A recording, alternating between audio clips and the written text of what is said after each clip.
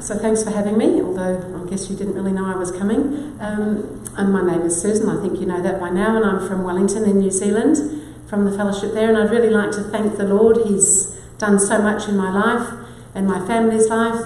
It's been a long time since I came to know the Lord. Initially I didn't want to know about things of God. I had been brought up in a fairly non-religious household, although I'd gone to a school that had fairly close associations with the church, and so I'd had some instruction, and I knew that I wasn't right with God. I knew that I wasn't baptised and that you needed to be baptised, but I didn't really know what that meant. So for a little while during my teenage years I had thought that I needed to do something about being baptised, but it didn't really go anywhere because nobody else knew anything either. So I really, praise the Lord, I grew a little older and I got married in Australia to my husband Royden. Some of you may have met Royden, and we were travelling around Australia with his work. We moved quite often, and we'd started having a family. We had a couple of children, and my husband was witness to one day at work, and they told him that he could have this experience with God, that he needed to receive the Holy Spirit with the evidence of speaking in tongues. And he came home and told me all about this because he thought it was quite exciting, and I thought it was quite horrendous. I was really unimpressed. It was probably the closest thing that ever came to breaking up our marriage. We'd been married for maybe about 8 years by then, and I was very, very uncomfortable with all this. Eldest son had had a lot of medical needs and treatments. I was travelling quite a lot. We were living in Whyalla in Australia to Adelaide, which is about a 4-hour drive, and I was away when he was first spoken to, and I came home not knowing what I was coming home to. It just felt so weird. And for quite some time I resisted anything to do with the Lord, and I asked my husband not to go and to find out more about things, and he held off for a little while, but he had this burning desire to know the Lord, and so he ended up going along to meetings. He was baptised, he was filled with the Holy Spirit and spoke in tongues, and it was something I couldn't deny, but I still felt very scared of. I really was not coping. It took about 18 months for me to start realising that actually it was a little bit better than I had originally thought it was. I was scared that it was going to be something that did break up the family. There was a lot of religious sects around at the time that were causing trouble, but I couldn't deny, though, that once he'd received the Holy Spirit, that there were changes within him. He'd always been a good husband, but somehow he was just better. He was, I don't know, hard to explain. And I just really thank the Lord that it took quite some time to soften my heart towards things. And it wasn't God that I was against, it was just this whole religious organisation, I think. I did actually believe there was a God, I just didn't really know that I had to do much. So we'd moved over to Kalgoorlie in Western Australia. My husband's an engineer, so he moves to construction sites, and we just follow. We're so cute. And so we were over in Kalgoorlie, and I was expecting my 3rd child by then, and life was a little hectic for us all. And then when our 3rd child was born, he was born with some difficulties. We didn't know if he was going to live. We had been to a meeting in Perth on our way up to Kalgoorlie and met Pastor Alan Thomas. It was a long time ago now. And when he was born, I knew that Royden would ask for prayer for the baby because he needed some help. And actually, just before the baby was born, Pastor Alan and Alwyn had come up to Kalgoorlie. Apparently, they were just passing through. Well, it's like 600 kilometres. You don't pass through, really. So they'd obviously come to see us. So but the Lord always knows these things, and I had enjoyed their time with us.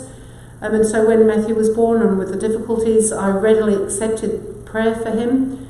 And when he was 6 weeks old, I had to go down to Perth to the Children's Hospital while he had to have some fairly major surgery. And during that time, some of the sisters from the fellowship came to visit me and just support me. And I was so impressed by this offer of support to somebody they didn't know. It was a huge testimony to me because our eldest son had had some medical difficulties also. And it's a very lonely, difficult time when you're in a different town, when you're in hospital and your child's having surgery and there's nobody around to support you. And all of a sudden, even though I didn't know these people, they were genuine in their offer of support and friendship. And as I said, the testimony was just amazing to me, and it really helped me to start seeing that there was more to the Lord than just a religious organisation that told you you had to do this or not do that and things like that. It still took me a little bit of time. The baby was 4 months old when we were on a camping trip. It was Christmas time, and we were going to go to the Christmas camp that was offered by the Perth Fellowship. We'd just gone for a little family camping trip on the way, and the baby was not a happy little camper at all. He cried pretty much the whole time, day and night. And the other 2 children were cooperating as best they could under the circumstances. And my husband had gone for a walk, and amazingly the baby was asleep, and the other children and I had just gone into my tent, and I was just reading a book, just a novel. And just this unexpected peaceful time was amazing, and into my head just came this thought that I could be praying. Well, that was weird in itself, but I put the book down and I just started praying, and that's when I received the Holy Spirit. I spoke in tongues, and I knew it was of God. There was nobody else there. Nobody else knew I was praying. I had been told that the sign of the Holy Spirit was speaking in tongues, so I had some idea what was going on, but it was still a little unnerving. But it just came with a really sure knowledge that it was from God, and just a peace that He gave me, and that knowledge that God was there has never left me. So that's a bit over 33 years ago, and in all that time the Lord has never left my life.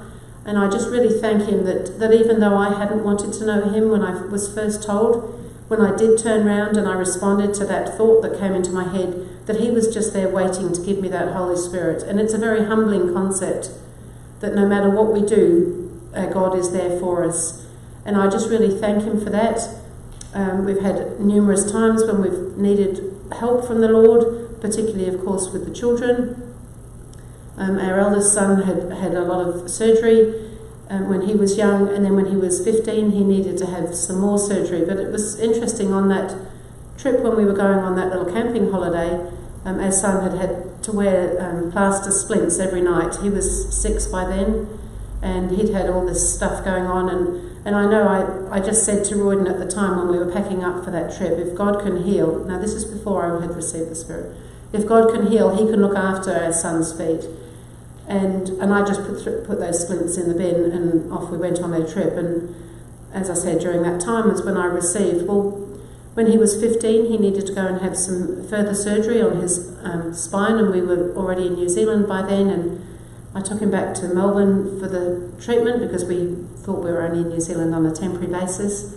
And the orthopaedic doctor that saw him there had a look at his feet and things, as well as his back that he was having treatment for, and he just looked and said, well, that's the best result I've ever seen for that condition. And I really thank the Lord that He just looked after that whole situation without any further thought from me on it. And I just know that whatever it is that we do or think, that He's just there helping us and guiding us. Unfortunately, all 3 of our children who are Spirit-filled are not walking with the Lord currently, but they know of the Lord, they know that He's healed them, they know that He's looked out for them. And I just really thank Him that He's just looking after Royden and myself. We've had many difficulties, as most people do, in that length of time, but we've had so much joy from the Lord. Every time we've had a difficulty, sometimes it's required some patience, but we've prayed about things, and the Lord has really blessed our lives. I can't imagine a life without the Lord, just really like I couldn't imagine a life with the Lord beforehand. He's just made so many changes and provided for us, and I'm doing quite a lot of travel with my work currently, which is partly why I'm here. And I really thank the Lord that He's really blessing that whole situation. No matter where I go, invariably I get the chance to talk to somebody about the Lord and explain some of the things that are happening in my life. And I just really thank the Lord that whatever we do, He's just there with us. Over these last few years we've had a few difficulties, and I just have really had to learn to rely on the Lord more and more. And the longer I'm in the Lord, the more I just know that the reliance on the Lord is the key factor, that no matter what happens, if we can just put it to the Lord, that He will have the matter in hand, and He just comes through every time. And I really just thank Him and look forward. He's given us so much on this earth, but He's promised us so much more.